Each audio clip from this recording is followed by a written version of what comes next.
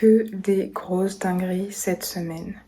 Conviction testostéronée comme jamais. En plus, là, tu as les acteurs de la finance traditionnelle qui commencent à retourner leur veste. Donc avant, ça faisait les princesses, ça faisait des manières. Et là, ils veulent tous venir dans les cryptos. Est-ce que c'est l'effet post-The Merge? Probablement. Et ce qu'il faut bien retenir, c'est que les acteurs traditionnels, c'est pas des enfants de cœur. S'ils viennent, c'est parce qu'ils voient qu'il y a une demande, il y a des sous à se faire et ils se positionnent. Même si c'est pas dans 6 mois, même si c'est dans 6 mois, 1 an, 2 ans, voire plus, ce qui est sûr, c'est que le prochain bull run va faire des nouveaux millionnaires et milliardaires. Et c'est maintenant qu'il faut se positionner. C'est maintenant qu'il faut se préparer. Tu vois, nous aussi, on n'est pas venus pour blaguer. On n'est pas venus ici pour souffrir. Tout comme les institutionnels, certes, on est là pour la tech, mais on est aussi venu pour s'enrichir. Alors certes, actuellement, on saigne, on se fait allumer, c'est dur. Mais demain, tout le monde va briller, c'est sûr. Parce que là, même si le PF aujourd'hui, il est dans le rouge, moins 20, moins 30, moins 80, demain, il sera en positif, plus, parce que les fondamentaux sont là. L'adoption massive est enclenchée. Et ce qui est magnifiquement beau et merveilleux, c'est que là, on voit même que l'adoption massive institutionnelle est enclenchée parce qu'il y a eu énormément d'initiatives cette semaine sur le sujet. On va voir ça ensemble. Tu connais, si tu connais pas, chaque dimanche, on revient ensemble sur l'actualité la plus croustillante autour des cryptos. Si c'est un sujet qui éveille ta curiosité et ou te passionne de manière incommensurable, je parle même pas. Tu sais ce qu'il te reste à faire. On va commencer avec le calendrier crypto. Qu'est-ce qui nous attend jusqu'à la fin de l'année? Alors, tu as ça sous les yeux, du lourd, du très très lourd. En plus, je sais pas si toi aussi t'as remarqué, mais on dirait qu'actuellement c'est la airdrop saison. T'as plein de projets qui font des airdrops. Et là, c'est pas des airdrops éclatés au sol, c'est des airdrops qui concernent des vrais projets à fort potentiel. C'est-à-dire que tu peux potentiellement gagner des NFT ou des cryptos gratuites qui demain pourront faire x10, x100. Et ça c'est ouf, tu vois. Et je sais que moi il y a plusieurs projets que je suis. Parmi mes préférés il y a Sui et Aptos, et là aussi il y a plein d'airdrops à prendre. Et pour les trouver c'est simple, hein. Tu les trouves sur Twitter, Telegram, Reddit, les réseaux sociaux crypto principalement. Mais si tu veux, dans la lettre alpha, je vais t'en partager certains le lundi gratuitement. Donc pense à t'abonner si tu veux bénéficier des airdrops. En gros je mâche le travail pour toi. Bon, maintenant prépare-toi, parce que je vais te partager une bombe. Une très grosse bombe. Je sais pas si t'es prêt. Le Bitcoin, c'est un gros scam. La crypto-monnaie, c'est une grosse pyramide de Ponzi. C'est ce qu'a affirmé le CEO d'une des plus grosses banques américaines, JP Morgan. Ce qui est assez particulier, c'est que sa banque se positionne de plus en plus dans les cryptos. Par exemple, ils ont un emplacement dans Decentraland, ils sont en train d'embaucher de plus en plus de personnes pour agrandir leur présence crypto, mais le CEO a toujours descendu le Bitcoin et les cryptos. Et c'est assez particulier, on peut se demander mais comment interpréter ces propos, parce qu'en tant que CEO, même si ce n'est pas le seul décisionnaire dans la décision de l'entreprise, il a un fort pouvoir d'influence. Et s'il n'est pas bullish sur les cryptos, pourquoi sa banque s'intéresse et s'investit de plus en plus dans cet écosystème? Donc la question à se poser, comment interpréter ces paroles? Est-ce qu'il est en train de troller? Est-ce qu'il est en train de FUD pour que ces gars sûrs puissent se positionner avant le gros pump? Est-ce qu'il est tout simplement malade? Est-ce qu'il ne sait pas ce qu'il dit? Ou peut-être qu'il a ce besoin viscéral de tout contrôler, parce que ce qui est très intéressant et important à souligner, c'est que JP Morgan possède sa blockchain centralisée et sa crypto, le JPM Coin, ou peut-être qu'il croit tout simplement ses paroles, mais comme dans tout système de Ponzi, il y a de l'argent à se faire et qu'il est là juste pour prendre un gros billet avant de repartir et faire descendre le Bitcoin à zéro. Alors là, je t'ai partagé plein d'hypothèses, les plus farfelues, n'hésite pas à me dire ce que t'en penses, mais on peut quand même se mettre d'accord pour dire qu'il s'agirait d'avoir une forme de cohérence entre les propos et les actions d'une personne, parce que tu peux pas dire A et faire B. C'est comme si demain, moi, IRL, je donne un discours sur les cryptos et je descends les cryptos. C'est sûr que toi, tu vas me dire, mais la selle, elle est folle, et qu'après, tu vas venir me voir en me disant, mais pourquoi tu fais la meuf? Pourquoi t'as un double discours? C'est normal. Et après, tu vois, on sait aussi que les cryptos, c'est pas le monde des bisounours, c'est un monde de requins, et il y a même des gens qui seraient prêts à affirmer des choses qu'ils ne croient pas, juste parce qu'ils savent que leurs propos ont une influence pour induire les personnes à agir d'une certaine manière. Donc que des réflexions que je partage, hein, je ne sais pas du tout, mais n'hésite pas à me dire ce que tu en penses. Autre très grosse nouvelle, bullish pour l'adoption massive. Un acteur majeur de la finance traditionnelle, la deuxième plus grosse bourse du monde, va proposer des services crypto à ses clients. Donc les grosses entreprises, les acteurs institutionnels, on parle du Nasdaq. Et le Nasdaq, aujourd'hui, c'est une capitalisation boursière de plus de 17 milliards de dollars. Devant le Nasdaq, il y a la bourse de New York qui a une capitalisation boursière de plus de 24 000 milliards de dollars. Ce sont des chiffres qui font tourner la tête et c'est rien comparé au marché crypto qui a une toute petite market cap de moins ou qui flirte avec les 1 milliard de dollars. Et ça montre que la crypto, c'est encore une goutte d'eau dans un océan. Et quand les acteurs institutionnels vont venir, laisse tomber, pump obligé, to the moon, sans correspondance, tu vois ce que je veux dire. Et concernant la nouvelle du Nasdaq, c'est intéressant, mais cette offre est encore en attente d'approbation réglementaire. Donc on va pas faire la fête tout de suite, mais quand même, tu vois, le Nasdaq est en train de charbonner. Là, ils ont créé une nouvelle division axée sur la crypto qui s'appelle Nasdaq Digital Assets. Et pour le faire, ils n'ont pas blagué, ils font pas les choses à moitié. Ils ont ramené quelqu'un qui travaillait pour la plateforme crypto Gemini, une grosse plateforme crypto, et ils aimeraient avoir une team de 40 personnes d'ici la fin de l'année. Donc concrètement, leur but, c'est de commencer à offrir des services de garde crypto, de Bitcoin et de l'Ether pour les institutions. Et tu vois, on voit qu'il y a de plus en plus d'institutions qui s'intéressent aux cryptos. Ça arrive après The Merge. Coïncidence? Je ne sais pas. En tout cas, je ne pense pas. Parce qu'on avait vu que The Merge pourrait justement catalyser l'adoption institutionnelle de par le fait qu'Ethereum Proof of Stake soit beaucoup plus respectueux de l'environnement. Et là, c'est ce qui est en train de se passer. À un point que pour tous ces acteurs institutionnels, le risque maintenant n'est plus d'investir dans les cryptos, mais plutôt de ne pas investir. Parce que c'est comme si l'avenir des cryptos était tellement devenu une évidence que ne pas être dedans, c'est aller à sa perte. C'est ce qu'on est en train de voir. N'hésite pas à me dire ce que tu en penses. Et ce qui est bien pour le Nasdaq, c'est que là, ils vont jouer dans la cour des entreprises crypto bro comme Coinbase. Et ça répond encore une fois à une demande qu'ils avaient de la part de leurs clients. Et bien sûr, ils sont là aussi pour se faire de l'argent. Et il y a une autre grosse banque qui va également proposer des services crypto à ses clients. C'est la Société Générale. Et la Société Générale, ce sont pas du tout des enfants de cœur. Si tu veux, je t'invite à taper sur YouTube Société Générale documentaire, tu vas voir. Donc si ça, c'est pas un signe positif pour l'adoption massive, c'est cool. C'est en même temps un signe positif pour l'adoption massive et en même temps un signe positif sur l'avenir des cryptos. Parce que ces gens-là, s'ils pensaient que les cryptos n'avaient pas d'avenir, je pense pas qu'ils seraient prêts à proposer ce type de service à leurs clients. Et à nous de se positionner avant qu'elles se positionnent. Tu vois ce que je veux dire? Autre nouvelle, à Singapour, il y a la plus grande banque de Singapour qui va étendre ses services de crypto trading sur ses 100 000 clients. Donc là aussi, bonne nouvelle, les banques traditionnelles sont en train d'arriver.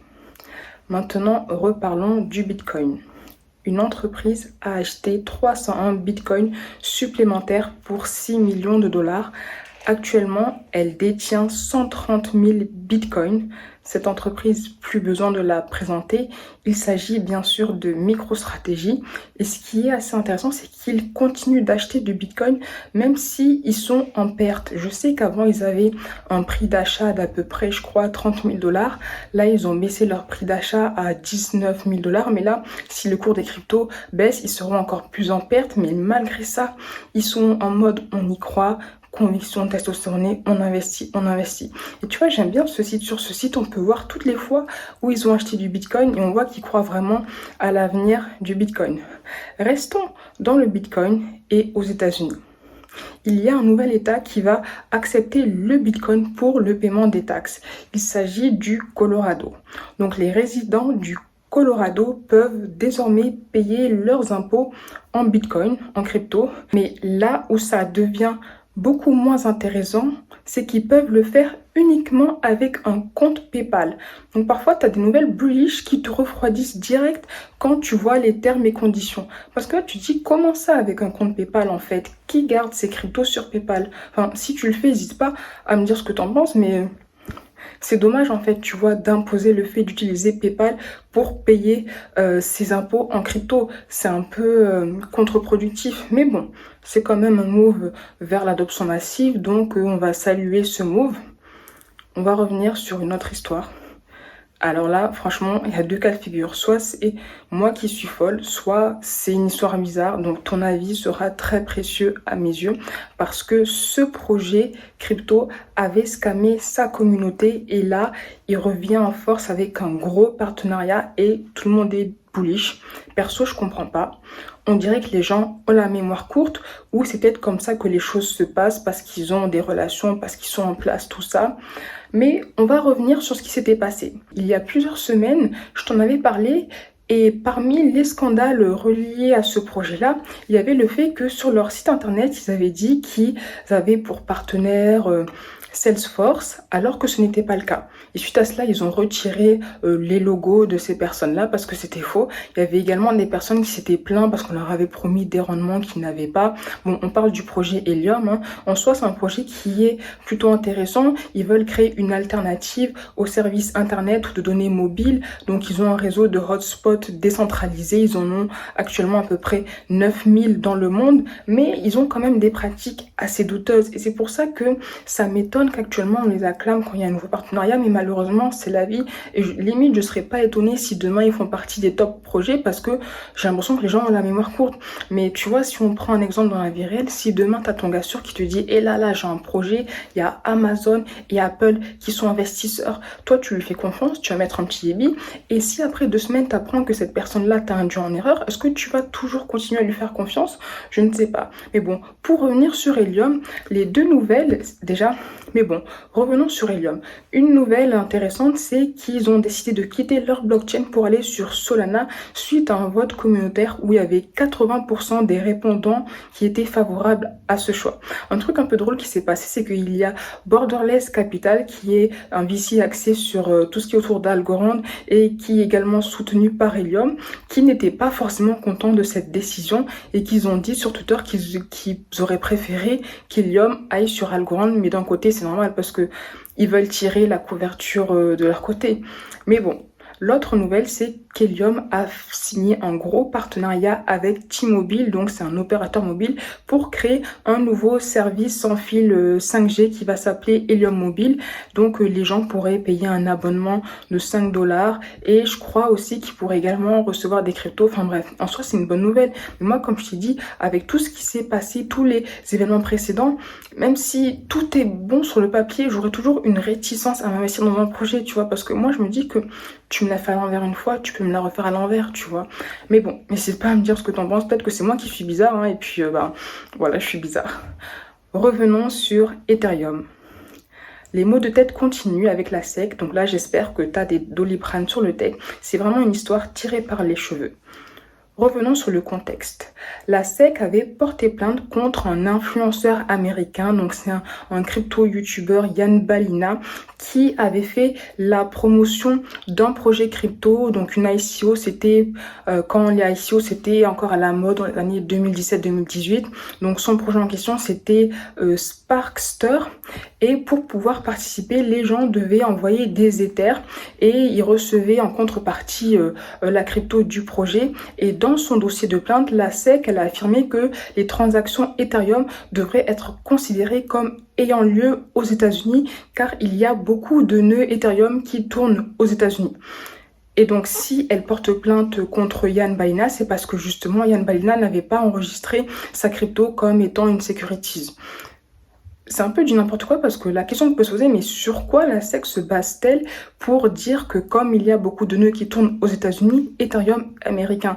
Déjà, les cryptos, la blockchain, c'est décentralisé, ça n'appartient à aucun pays. Et en fait, la SEC se base sur le fait, et déjà on peut voir ces informations sur Etherscan, qu'il y a plus de 44% de tous les nœuds Ethereum qui opèrent depuis les États-Unis.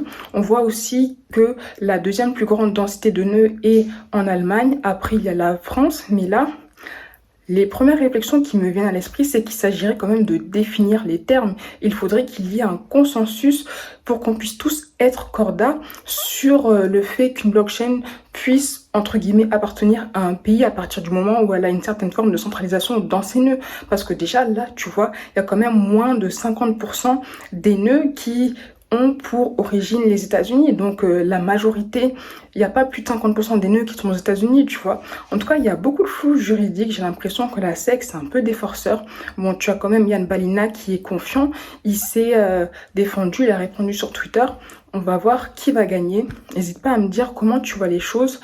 Restons sur Ethereum et le sujet de la décentralisation. Parce qu'on a vu que suite au passage en proof of stake de la blockchain Ethereum, beaucoup de personnes l'a critiqué en disant qu'Ethereum devient une blockchain centralisée. Il y a un avis intéressant qui affirme l'inverse. J'ai trouvé ça sur la newsletter Crypto Briefing qui est super intéressante. En fait, l'argument principal qu'on prend pour dire qu'Ethereum est devenu une blockchain centralisée, c'est qu'il y a 42% des nœuds stackés qui sont détenus par la plateforme Lido. Mais quand on creuse, on voit que Lido n'est que la surface et que Lido couvre en fait 29 entités de stacking différentes. Donc Lido a plusieurs opérateurs et chaque validateur individuel garde le contrôle sur les ethers stackés. Donc chaque validateur individuel peut agir indépendamment de Lido. Donc finalement, la première entité qui aurait une forte centralisation des nœuds ne serait pas Lido, mais Coinbase qui contient 14,5% des validateurs. Et l'avis de cette personne disait que finalement, le passage en proof of stake permet à Ethereum d'être décentralisé et son développement en proof of stake ne fera qu'accroître sa décentralisation. C'est un avis très pertinent qui va à l'encontre de la majorité, dont l'importance et la pertinence est, selon moi, pas à ignorer. Parce que tu vois, quand tout le monde pense A, c'est important. En tout cas, moi, j'aime bien essayer de creuser pour voir la minorité qui pense B, parce que déjà, souvent, le diable se situe dans les détails. Parce que souvent, il y a également anguille sous roche et la majorité n'a pas toujours raison. Alors là, on est dans un partage d'opinions, tu vois, on peut confronter nos opinions, avoir des opinions différentes et tous se respecter. En tout cas, c'est le but de ma chaîne, tu vois. Et même de manière générale, en crypto, on parle souvent de décentralisation, mais encore une fois, il s'agirait de définir ce qu'on entend par décentralisation parce que ça veut tout et rien dire. N'hésite pas à me partager ta définition de la décentralisation et me dire si tu penses qu'Ethereum Proof of Stake est plus centralisé ou décentralisé. Et en parlant d'Ethereum, il y avait aussi une nouvelle qui avait peut-être réjoui et déçu certains, c'est que suite au passage en Proof of Stake, il y a eu un dump. Le cours de l'Ether a chuté. Certaines personnes s'y attendaient, ils disaient qu'il allait avoir un sell the news, d'autres personnes étaient surprises parce qu'elles pensaient au contraire que ça allait faire pump le cours de l'Ether. À titre perso, je pense que l'Ether va pump sur le long terme, on n'est pas apprécié, il faut être patient. Et une des raisons de la chute de l'Ether a été mise en lumière, en fait ce serait tout simplement les mineurs Ethereum qui ont vendu plus de 40 millions de dollars d'Ether. Tout simplement parce que bon, avant The Merge, il se mettait relativement bien parce qu'Ethereum distribuait à peu près 13 000 Ethers par jour aux mineurs. Et maintenant, comme c'est en Proof of Stake, les mineurs ne reçoivent plus rien. C'est maintenant les validateurs qui reçoivent à peu près 1600 Ethers. Donc comme les mineurs n'ont plus aucun intérêt et n'ont plus aucune utilité, ils ont tout simplement décidé de vendre leurs Ethers. Bah ok, moi j'ai envie de vous dire bye bye, hein. Bye bye. Et sinon, concernant le cofondateur d'Ethereum, Vitalik Buterin, je pense que lui, il est vraiment bullish sur le Proof of Stake. Et là, il a dit qu'il souhaiterait que le Dogecoin et Zcash passent également en Proof of Stake. À voir. Personnellement, je n'utilise pas ces blockchains et ces cryptos. N'hésite pas à me dire ce que tu en penses. On passe à autre chose. Ça fait longtemps qu'on n'avait pas parlé de hack. Parlons-en. 160 millions de dollars ont été volés par un hacker sur la plateforme Wintermoon. Donc l'hacker a exploité une vulnérabilité, mais bonne nouvelle, pour le projet en question, cette somme est insignifiante. Le CEO a fait savoir sur Twitter qu'il possédait cette somme en double en equity, que les fonds des utilisateurs étaient en sécurité, donc tranquille, tu vois. 160 millions de dollars de perdus. tranquille, c'est pas grave. Bon, il a quand même dit qu'il souhaiterait que le hacker devienne un hacker, un white hacker. Donc ça veut dire que si le hacker accepte de rendre les fonds, il pourrait en contrepartie recevoir quelques millions de dollars et il n'y aurait pas de poursuite judiciaire qui serait engendrée contre lui. Donc on va voir comment ça va se passer, mais le plus important, c'est que les fonds des utilisateurs et des clients de Wintermute sont sécurisés, safe. Maintenant, parlons de plusieurs cryptos qui ont eu des nouvelles assez surprenantes et intéressantes et bullish. On va commencer avec Cardano qui a eu la mise à jour de sa blockchain Vasil qui s'est déroulée avec succès. Il y a également XRP, la crypto elle a pump, il y a eu des bonnes nouvelles concernant XRP. Je sais qu'il faut que je fasse une vidéo dessus, ce qui est sûr c'est que ça arrivera un jour. Mais voilà, bonne nouvelle pour tous les XRP Maxi. D'ailleurs, si t'es XRP Maxi, n'hésite pas à me dire pourquoi, ça m'aiderait dans la vidéo future que je publierai sur le sujet. Mais là, on va parler d'un projet qui m'intéresse particulièrement. J'avais fait une vidéo dessus, je te la mettrai en description si tu veux en savoir plus. C'est Cosmos. Parce que Cosmos résout un vrai problème, c'est que si on veut l'adoption massive, il faut que les blockchains puissent communiquer entre elles. Alors, il y a plusieurs ponts qui permettent aux blockchains de communiquer entre elles, mais on a également vu qu'il y a eu plusieurs fois des gros hacks sur ces ponts. Donc certaines personnes remettent en considération la pertinence de ces ponts en appuyant sur le fait que ces ponts ne seraient pas des solutions très sécurisées. À voir comment ça va se développer. Mais ce qui est bien, c'est que justement, Cosmos, c'est une forme de Layer 0 qui propose un kit clé en main pour toutes les blockchains de Layer 1 qui voudraient se créer. Et par exemple, peu de personnes le savent, mais la blockchain de Binance et la blockchain de Crypto.com ont pour grossiste Cosmos, par exemple, tu vois. En tout cas, moi, c'est un projet que j'affectionne particulièrement. Et là, on peut voir qu'Atom a fait une très, très belle performance. C'est peut-être aussi relié au fait qu'il y a une mise à jour sur Atom 2.0 qui va aussi augmenter son utilité. Mais au-delà de ça, le concurrent le plus proche de Cosmos, c'est Polkadot. Et quand on compare leurs deux cryptos, on voit aussi que l'Atom a surperformé le DOT. Alors, je ne sais pas quel projet est le meilleur, hein. Chaque projet a sa proposition de valeur. Personnellement, j'ai un faible pour Cosmos. Mais si tu es pro Polkadot, n'hésite pas à me dire ce que tu en penses. Je serais très intéressée d'avoir ton avis parce que Polkadot, je ne sais pas, c'est pas forcément une blockchain qui m'attire. Revenons maintenant sur une autre blockchain qui est très très très intéressante à suivre de très très près. Pour faire simple, une layer 2 sur Ethereum, c'est Arbitrum. Arbitrum a connu une belle croissance en septembre et là je vais te partager plusieurs éléments qui sont très importants à prendre en compte quand tu gères une blockchain pour savoir si cette blockchain a un potentiel d'avenir et pour mieux orienter ta décision d'investir ou non dans une blockchain. Donc concernant les éléments intéressants sur Polkadot, il y a déjà la TVL, Total Value Locked, le montant total d'argent bloqué sur la blockchain qui est en augmentation. En juillet, il était à peu près à 600 millions de dollars. Aujourd'hui, il dépasse les 900 millions de dollars. Donc le fait qu'il y ait beaucoup d'investisseurs qui font confiance à Arbitrum pour bloquer leur argent, c'est bullish. Au-delà de ça, il y a le nombre d'adresses uniques qui est en augmentation. Alors tous les indicatifs ne sont pas verts. Par exemple, tu as les transactions quotidiennes qui ont subi une forte volatilité, également le nombre quotidien de dépôts et de retraits qui était assez volatile. Mais là, récemment, on a vu qu'il y a eu un pic sur le nombre de dépôts, donc ça peut être intéressant. Et tu as également les personnes d'Arbitrum qui ont dit qu'ils pourraient potentiellement avoir une crypto qui va se lancer sur Arbitrum, et qui dit crypto dit qu'il y aurait potentiellement un futur airdrop relié à Arbitrum. En tout cas, si tu veux en savoir plus, je te tiendrai au courant dans la lettre alpha en avant-première, le lien est en description. Une autre nouvelle bullish concernant Arbitrum nous vient d'OpenSea. OpenSea qui va maintenant supporter Arbitrum, donc elle va supporter les NFT basés sur Arbitrum. Et comme on est dans OpenSea, restons-y parce qu'OpenSea a également apporté plusieurs améliorations sur sa plateforme. Elle va permettre aux créateurs d'héberger leur page de drop NFT et ils pourront également personnaliser leur page avec des images, des vidéos. Donc ça, c'est intéressant. Même si le marché des NFT, là aussi, c'est un peu mort comme les cryptos, c'est justement le moment de build, ramener des fonctionnalités supplémentaires pour que quand le marché repart, les plateformes puissent briller de plus belle.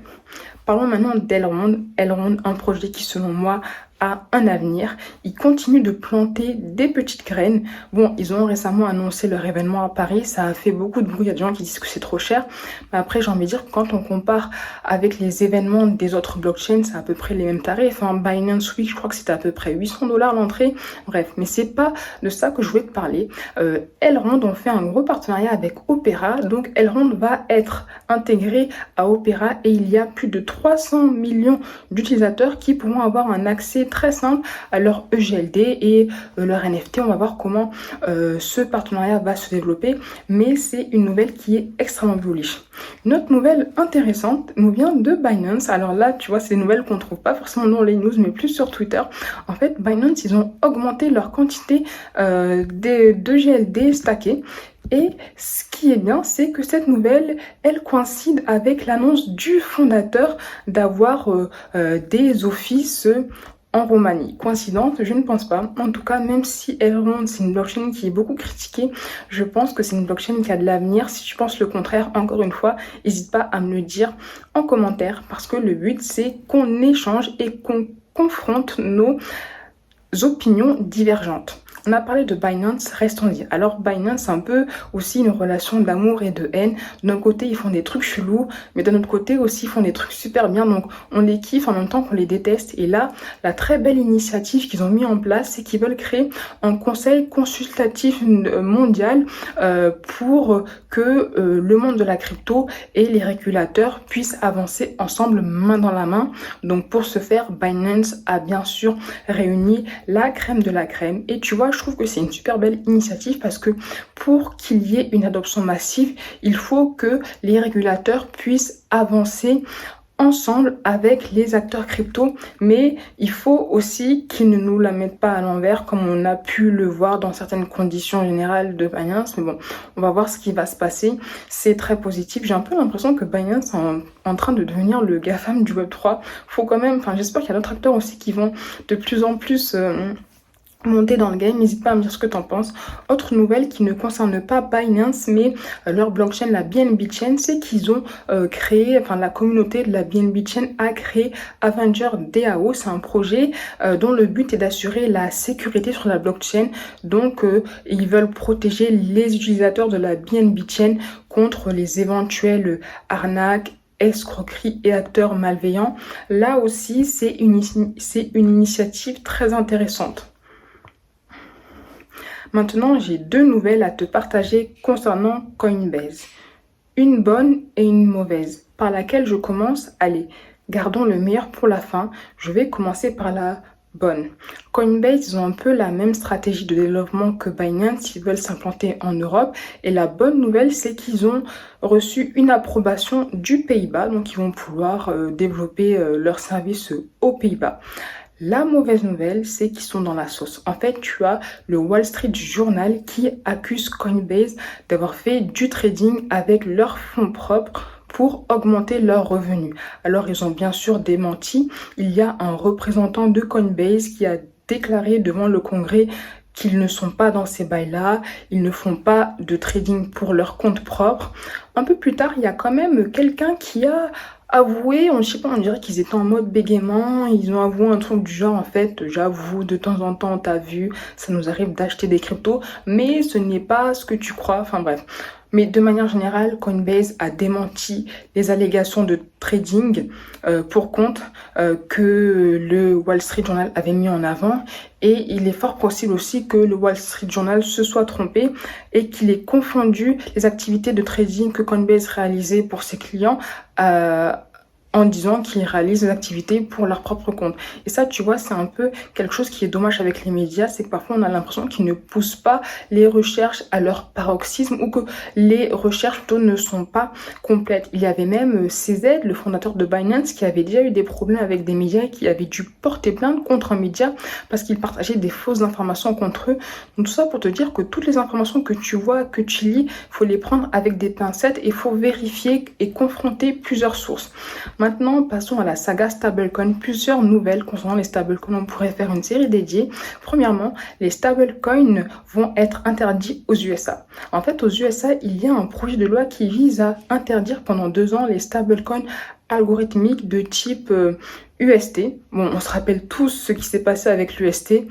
Donc, je sais pas, j'ai envie de dire que je trouve que c'est pas plus mal, même si, attention, tu vois, après le crash de l'UST, beaucoup de personnes ont dit oui, mais c'était à prévoir, les stablecoins algorithmiques n'ont pas d'avenir. Et moi, tu vois, je nuancerai encore une fois, même si peut-être que tous les stablecoins algorithmiques passés qui se sont créés ont crashé, peut-être que ça veut dire qu'on n'a pas encore trouvé la bonne formule, mais ça n'exclut pas le fait que demain, on va peut-être trouver un stablecoin qui fonctionne de manière algorithmique et qui s'avère plus pertinent que les autres, tu vois. Enfin, je pense qu'il faut pas fermer la porte, faut avoir une porte ouverte à tout et voilà, tout est possible, tout simplement. Parlons maintenant de l'USDT. Alors là aussi, on ne suit plus, parfois ils sont en mode... ils veulent pas partager les preuves qui montrent qu'ils ont des sous pour backer leur stablecoin. Parfois, ils sont en mode, ouais, nous, on veut être transparent. Mais là, en tout cas, il y a un juge américain qui a ordonné à Tether de prouver qu'ils ont des réserves pour supporter leur USDT. Autre bonne nouvelle pour l'USDT, il va être présent sur Polkadot. Il y a également Binance qui étend son empire en stablecoin. Le PUSD sera disponible sur Polygon et Avalanche. Très bonne nouvelle qui concerne Stripe et l'USDC. Stripe va permettre à plusieurs commerçants d'accepter les paiements en USDC. C'est très positif, tu vois. J'espère que ça va arriver en France. Passons maintenant à la session levée de fonds, la bear market money. Cette semaine, les sommes levées sont colossales et ça monte jusqu'aux milliards de dollars. Tiens-toi prêt.